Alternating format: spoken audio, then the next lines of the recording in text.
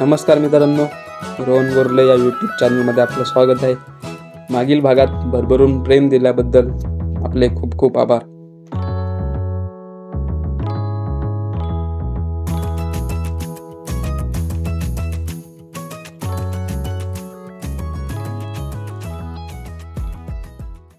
जवळ्या किल्ला उतरून बावापूर खिंडीमध्ये पोहोचलो, पण आमच्याकडे खाण्यासाठी काहीच नव्हतं आणि मार्कंड किल्ल्यावरती काही भेटेल अशी कोणा वाटसरूकडून माहिती पण नव्हती.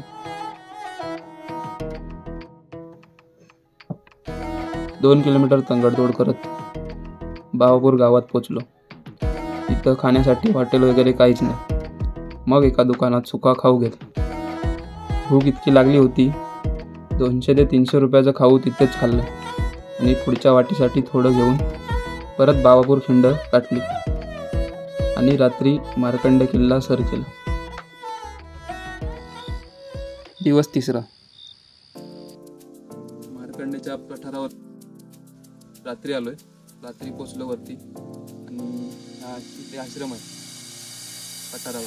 त्या आश्रमामध्ये राहिलो आणि इथे बाबा आहेत आणि आम्हाला भात पिठलं दिलं खायला आणि सकाळी उठून आम्ही वरती मार्कंड किल्ल्यावरती झालो.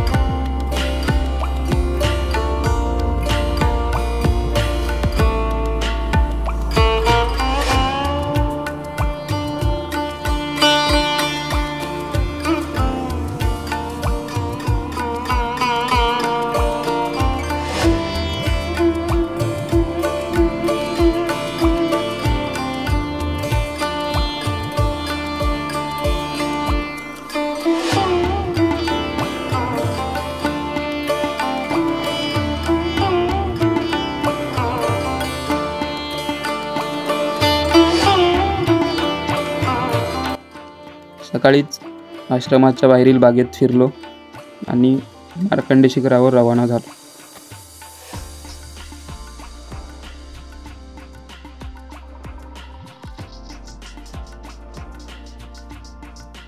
आश्रमातून निघाल्यावर मार्कंड किल्ल्यावर निघतोय आणि थोडंसं पुढे आल्यावरती आश्रमाच्या इथून रेलिंग लागतात. रेलिंगच्या इथून डायरेक्ट मार्कंड किल्ल्यावरती जातो.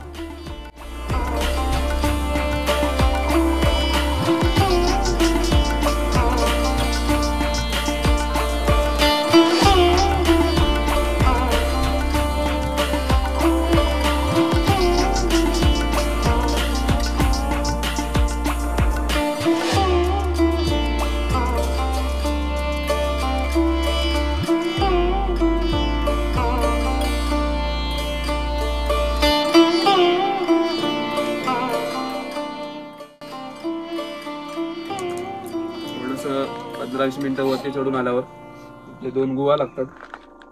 एकदम आतमध्ये जातात.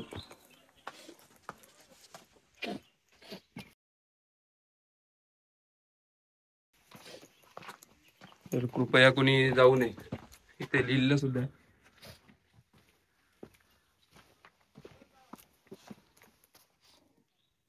इथे बघा, कॅमेरामॅन फोकस कर.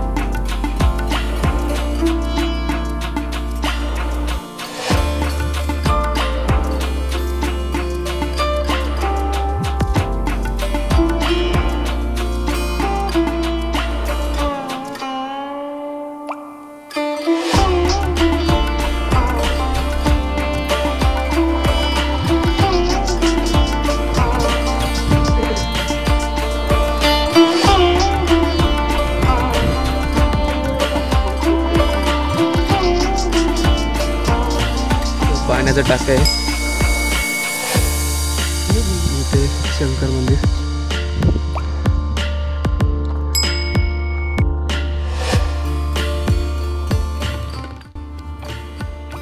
आता पाऊण तास चालून आल्यावरती वरती एक मंदिर आहे टॉपला, आणि आता आम्ही टॉपला पोहोचलोय. मी आता दोन व्ह्यू घेतो.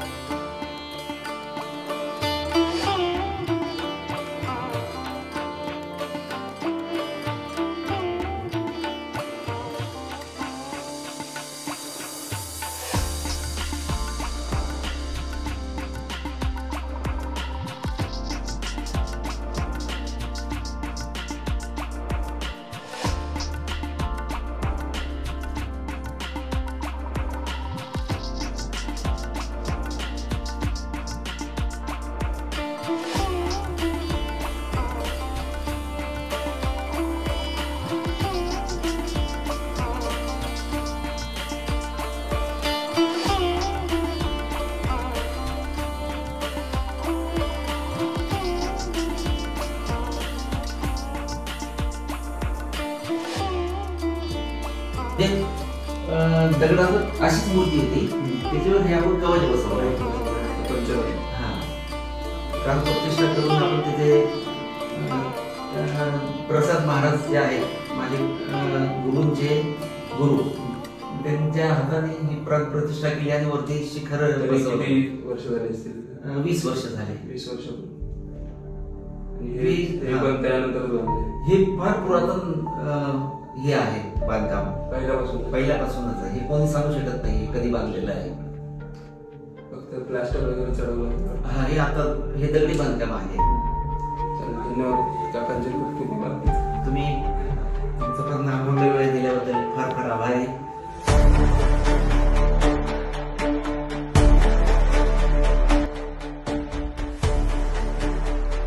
अशा प्रकारे मार्कंड किल्ला फिरून काकांशी गप्पा मारून सप्तशृंग गडाकडे निघालो. आश्रमामध्ये आम्ही बॅगा ठेवल्या होत्या. बॅगा घेऊन आणि आश्रमाकडून सप्तशृंगीकडे निघतोय. कोई मारायचे करवंदाचं पान काढलं. कशासाठी आता बघूया. हे असं इथे गोल करायचं. ह्या बेटाच्या समोर तिथे दाबायचं.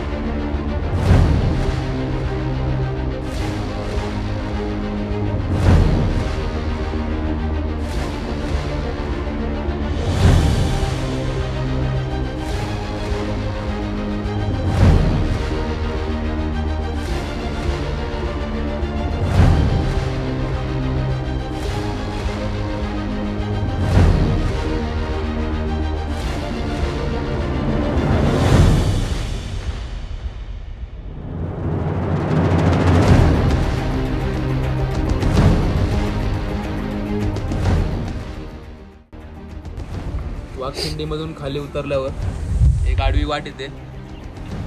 आडव्या वाटेने चालत आल्यावरती आपण येऊन थांबलोय. या वाटेने पुढे जायचं आणि खाली उतरायचं. तिथूनच वरती चढायचं सप्तशृंगी. दर्शन घेऊ. आता डायरेक्ट वरती गेल्यावर भेटेल.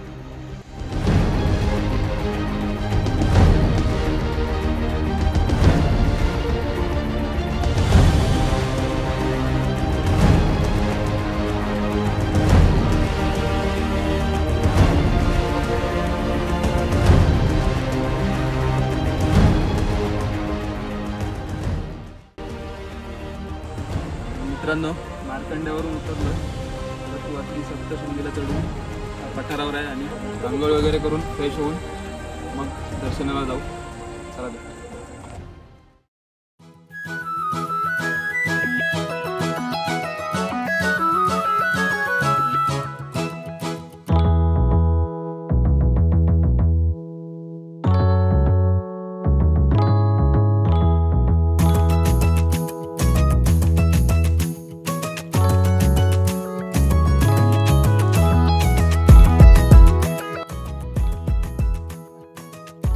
दोन दिवस वेगळ्याच दुनियेत असल्यासारखं वाटणाऱ्या दोस्तांना उसाचा रस आणि त्याने भेटलेली शांतता तुम्हीच बघा.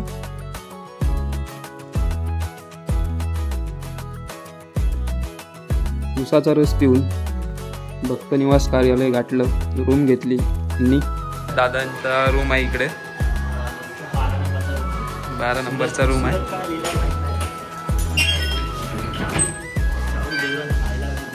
दादांचा रूम. दादांनी चांगलंच दर्शन दिलंय. राहायला 3 बेड तिघांसाठी, भरपूर चांगली सोय करून ठेवली आहे दादा. मित्रांनो, आता भक्तनिवास मध्ये आम्ही रूम घेतली होती. एकदम क्षुल्लक किंमत आहे, चांगली आहे सोय. आणि आता आम्ही दर्शनासाठी जातोय.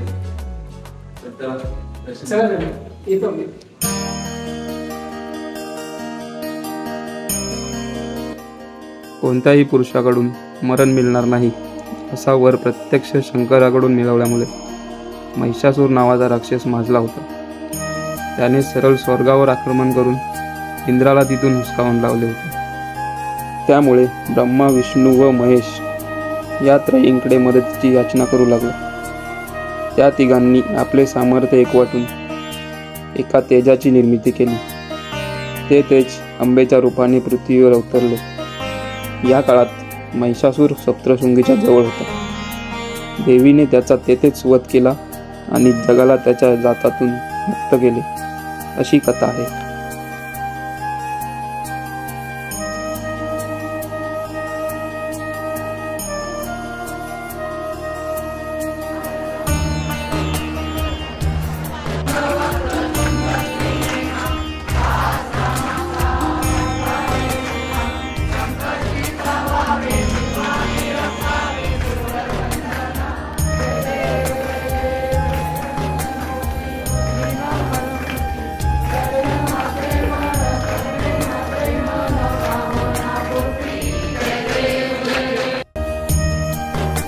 साक्षात अंबेचे दर्शन घेऊन 3 दिवसांचा थकवा दूर झाला. तेच रूप नजरेत भरून परतीच्या वाटेवर निघाला.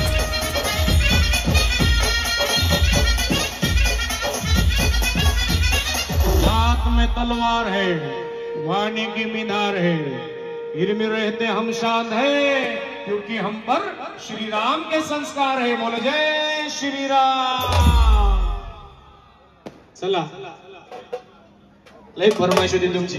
माझ्या मागे म्हणा, आता म्हणशाल ना? म्हणा म्हणा म्हणा. गिर मॅप्स. हॅलो हॅलो हॅलो म्हणायचंय. वंदे मातरम गाना होगा, वरना यहाँ से जाना होगा. हाँ, वंदे मातरम गाना होगा. डीजे म्हणून माझ्या पाठीमागे म्हणायचे, वंदे मातरम गाना होगा, वरना यहाँ से जाना